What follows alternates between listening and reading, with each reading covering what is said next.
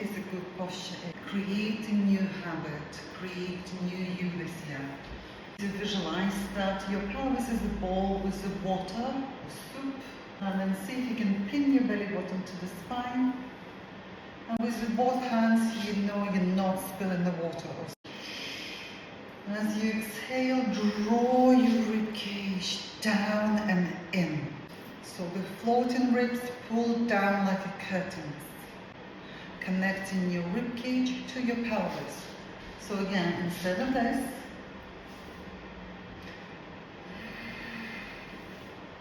majority of students stand like people stand all sorts of. Remember that the good posture is not just a fancy word. First of all, it's grace, it's your well-being, the alignment of your skeletal system, along with alignment of the internal world, all the organs. So it's super important. So okay, then remember that posture will remain the same throughout your life, everyday life, throughout yoga practice. Okay? Establishing that. The same thing happened in downward dog, particularly for people who flexible, almost to the point of no control over flexibility. So you start on all fours, you pull in your abdominal and your ribcage in as you lift into downward dog and keeping your ribcage pulling in. Keeping your ribcage in as opposed to drop it. This is probably my favorite hamstring stretch, or leg stretch, or hip mobility. It's easily done. All you need to have space in the house, in the room, yoga mat, maybe. It doesn't matter really.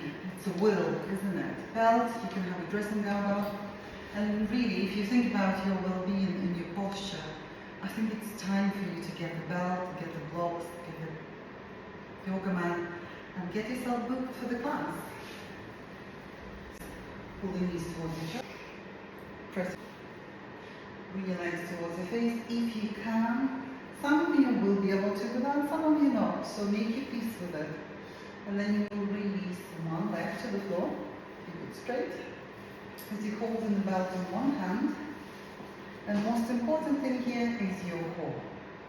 Most important that your pelvis stays exactly where it is and not being dragged by your leg. So you will inhale again into your ribcage, draw your ribs in and down, holding your core tight, taking your leg to the side. And then swap your hands and stretch your right knee down by taking that leg across, still keeping the back of your pelvis on the floor. And repeat the other side. Lovely way to decompress your spine. And in general, just keep your lower back aches at bay, is to roll your spine in cat and cow. So, how do you roll your spine? You start with your pelvis. As you pull in your pelvis up towards your rib cage, you pull in your belly button back to the spine, and then your ribs moving in, and you drop your head at the very end of this movement. To release, you will start again with your pelvis, waistline, then you let your ribs go, and then you lift your chest forward, maybe you lift your chin. Another superb way to keep all the aches and pains of the lower back, upper back, and your shoulders at bay, get rid, is to include one spinal twist into your practice. Your spine upright, right hand behind you, left hand over your knee, keeping your core engaged.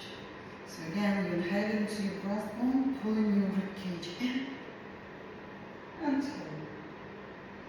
Using your arms strongly against the knees. And since we're on the topic of spine health, Cobra is a must.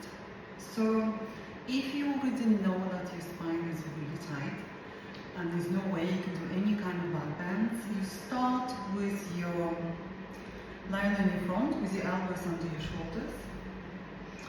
And actually, perfectly can work from there. You don't even have to lift. You need to press your feet down.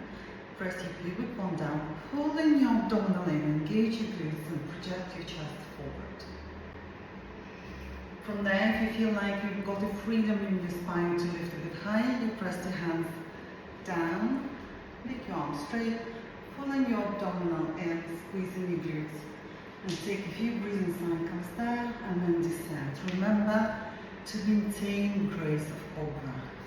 For those who know you can lift, when you're flexible enough, you lie on your front with your hands just under your shoulders, rolling your shoulders back and down and squeezing your elbows towards your rib cage. And then from there, pressing your feet down to protect your lower back, squeezing your glutes. You will visualize like you're stretching forward and up. So on exhalation, press your hands down. You will lift. Please don't drop your abdominal like you're shotting back. Okay? When you curve your chest, still feel like abdominal will move in. You can go as high as you want to, your body allows you to. And please make sure you hold for a couple of breathing cycles. And then return back to the floor. And then from there, you could move one more downward dog. This little home practice routine was filmed for my private client according to her needs, body mobility, body flexibility, limitations.